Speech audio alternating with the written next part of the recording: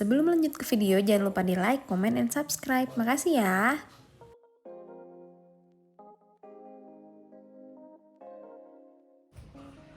Hai semua,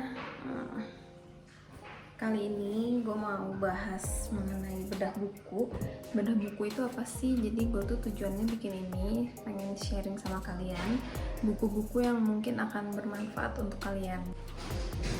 Kali ini gue akan bahas buku Bicara Itu Ada Seninya, karya Oh Soo-young. Ini tuh bukunya bagus banget dan gue pengen cerita dulu nih sebelumnya kenapa sih gue bisa sampai beli buku ini. Nah jadi tuh awalnya itu kenapa sih gue bisa beli buku sih Bicara Itu Ada Seninya. Itu tuh kurang tengah. Itu tuh awalnya tuh karena kan gue tuh kan profesinya sebagai makeup artist di Bandung. Terus gue tuh diminta untuk mengisi acara makeup class dimana gue disitu sebagai pembicara. Nah itu tuh bener-bener kali pertama banget gue mengisi acara makeup class. Nah jadi itu tuh bener-bener pengalaman gue pertama kali bicara di depan orang. Jadi gue tuh sebelumnya belum pernah jadi pembicara di acara makeup class gitu. Jadi kalau misalkan ada yang belajar pun nama gue ya private aja gitu. Nah ini kan ngebayangin aja tuh kan kegemeter kan, karena nggak tahu gue tuh nanti tuh harus apa gitu. Kayak ngeliatin banyak mata-mata gitu pada ngeliat ke arah gue gitu. Sumpah gue bener-bener sampai ngeblank, tau gak sih, sampai bener-bener nggak tahu. Aduh gimana ya gue ya gitu. Nah terus singkat cerita gue tuh pokoknya orangnya tuh nggak bisa yang gimana nanti gitu. Gue tuh harus kayak well prepare gitu. Wah gue tahu nih gue kayaknya nggak bakal bisa kalau gue nggak mempersiapkan diri gitu. Jadi gue tuh langsung pergi ke toko buku karena kebetulan hobi gue tuh emang baca buku. Jadi gue di situ bener-bener cari buku yang bisa menunjang gue nanti gue tuh harus ngomong apa gitu pas di sana. Jadi gue searching keliling-keliling toko dan gue belilah buku ini. Nah gue tuh belinya di toko buku Togamas. Di situ tuh pokoknya apa ya, surga banget deh buat para pecinta buku karena si harga bukunya tuh murah pasti karena mereka tuh selalu diskon dan dapat gratis sampul. Itu poinnya, ini penting banget sih kalau buat gue sih, gratis sampul. Sebagai orang yang pecinta buku kayak gue nggak bisa buku gue tuh kayak apa ya, kayak yang lecek, sobek pinggirannya, musuh kucel-kucel gitu tuh kayak sebel gitu. Makanya dengan ada gratis sampul gitu, itu membantu banget, top.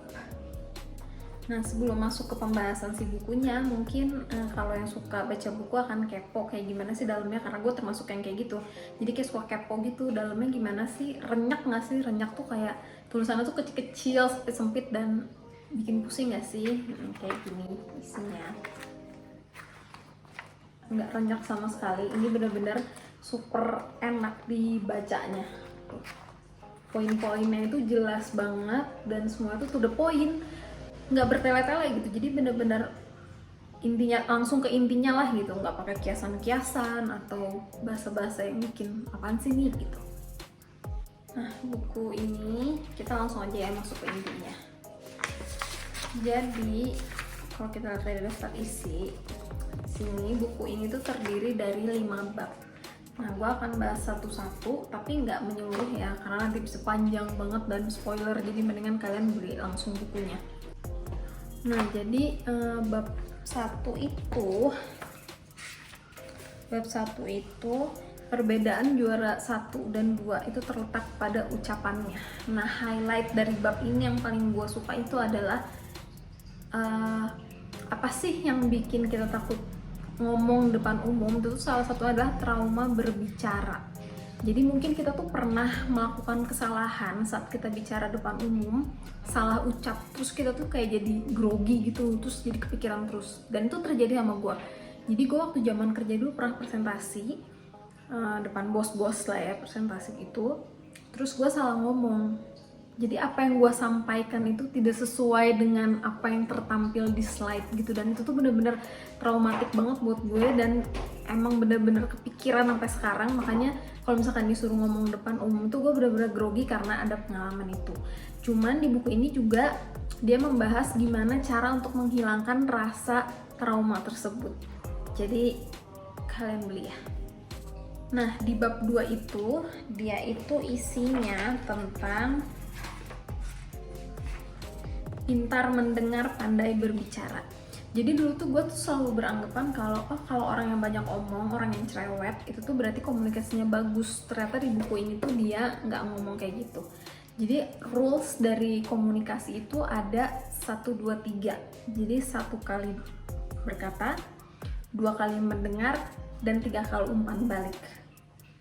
Jadi gue bener-bener yang, oh ternyata begitu ya. Lalu isi di bab 3-nya adalah ucapan yang membuat lawan bicara memihak kita. Jadi di sini tuh highlight yang gue berkesan itu adalah buku ini tuh mengajarkan tentang betapa kuatnya sebuah storytelling. Jadi sebuah kisah. Jadi kalau misalnya kita mau berbicara sama orang dan ada kisah di baliknya, misalkan kita mau menjelaskan sesuatu terus ada kisahnya dulu gitu, kayak kita bercerita dulu, itu tuh akan sangat berkesan buat orang lain. Jadi storytelling itu kalau punya kisah yang kuat itu akan sangat bagus banget. Terus di bab 4 itu isinya beratnya ucapan ditentukan oleh dalamnya isi. Jadi di sini dia menjelaskan kalau kemampuan berbicara itu bukan bawaan sejak lahir. Dulu gue suka banget beranggapan kalau oh dia mah emang udah pinter ngomong dari sananya, emang dari kecil udah pinter ngomong gitu. Ternyata enggak, itu tuh bukan bawaan lahir. Jadi kita yang memang tidak pandai berbicara itu jangan berkecil hati, karena pandai berbicara itu kita bisa latih, bukan bakat atau bawaan dari lahirnya. Mungkin memang ada ya yang bawaannya seperti itu, tapi kita juga bisa menjadi seseorang yang pandai berbicara dengan cara berlatih. Lalu bab 5-nya itu ada suara bagus bukan bawaan dari lahir. Jadi nggak bisa dipungkiri ya, kalau misalnya kita kayak ngedengerin MC atau presenter radio lagi berbicara, itu tuh intonasinya tuh kayak enak gitu. Kita tuh kayak yang aduh enak aja dengerin dia ngomong gitu, nggak apaan sih nih orang gitu, nggak kayak gitu. Jadi kita tertarik untuk mendengarkan dia karena memang intonasinya itu bagus. Di buku ini juga dijelaskan itu bukan bawaan lahir, semua bisa kita pelajari. Jadi kalau misalkan memang kita pengen punya niat untuk menjadi seorang pembicara atau punya komunikasi yang lebih baik dari yang sebelumnya, intonasi suara itu supaya kita bisa menarik orang agar mau memperhatikan kita, itu semua tuh bisa dilatih. Dan di buku ini tuh semua tuh ada caranya. Kita tuh harus apa sih supaya bisa berkomunikasi lebih baik lagi. So, jadi segitu aja isi bukunya. Jadi waktu itu tuh setelah gue membaca buku ini, gue mempraktekkan tips-tips dari Bapak Oh Soo Yang itu. Gue mempraktekkan sebelum gue makeup class. Jadi gue tulis poin-poin apa aja yang bakalan gue presentasikan, makeupnya apa, terus ya pokoknya langkah-langkah yang bakal gue lakuin tuh gue tulis gitu, karena itu berdasarkan tips dari Bapak Oh Soo Yang ini. Dan alhamdulillah banget sih teman-teman, itu benar-benar berguna banget. Kalau aja gue tidak membaca buku ini, mungkin gue akan terlihat konyol pada saat itu gitu, akan terlihat apa sih lu teh gitu. Jadi buku ini tuh benar-benar menyelamatkan gue pada saat gue mau mengisi acara makeup class. So, jadi apa ya, kalau misalkan kalian merasa mempunyai kekurangan dalam suatu hal, jangan pernah berhenti belajar, temukan solusinya, jangan menyerah sampai di situ. Oke? Semoga bermanfaat.